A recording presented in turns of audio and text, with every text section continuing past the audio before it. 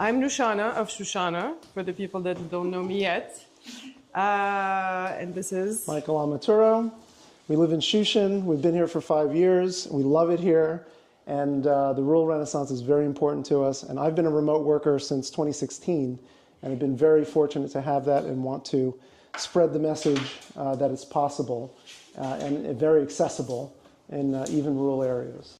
Tech companies, I think a lot of people think of tech companies as purely just programming houses, and I think Andrew being supportive of digital marketing with his clients, we all recognize or need to recognize that tech companies are just like companies all over the place, where they have all these different divisions and different parts that all need non-technical support in order to succeed as a company. people that I've known that have been working in much larger companies.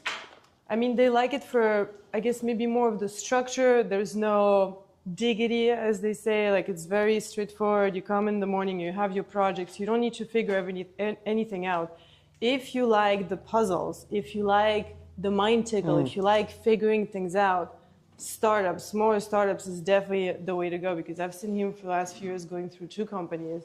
And it's so interesting, you know, because you're figuring out how to get to the next level with your team. Like, nothing is scripted. So it's just different levels of interest and personalities, I think.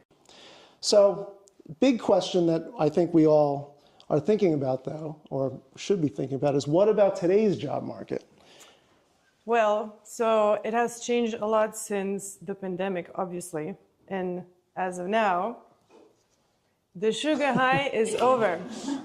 So we did have the sugar high of 2022, 2023, soaring numbers of remote work, but, you know, because everybody was at home, so logically, the numbers went super high. And so now what we see is a much more stable number, which is still probably 3 or 4 times higher pre-pandemic in every remote work across the country.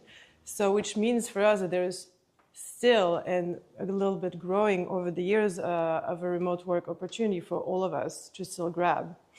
So cheer up. There's plenty of positions for you. I heard the numbers as high as 60 or even 70% of jobs never make it to the resume stage because people are hiring internally, or they're hiring people that they know, and they're placing them before they post it publicly.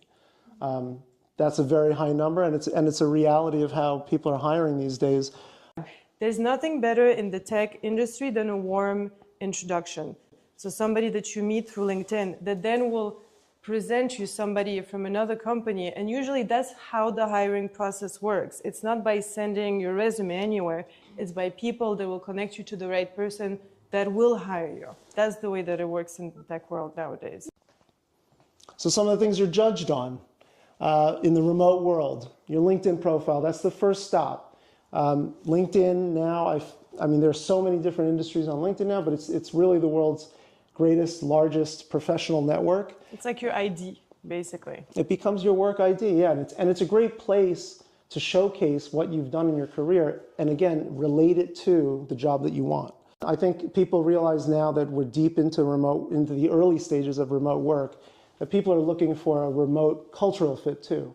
You need to prove to the company that you want to work for that you have the skills and the personality type to succeed in a remote work environment, because a lot of people have been burned on both sides of the equation in working in a remote environment where either they weren't a fit for the company or the company wasn't a fit for them.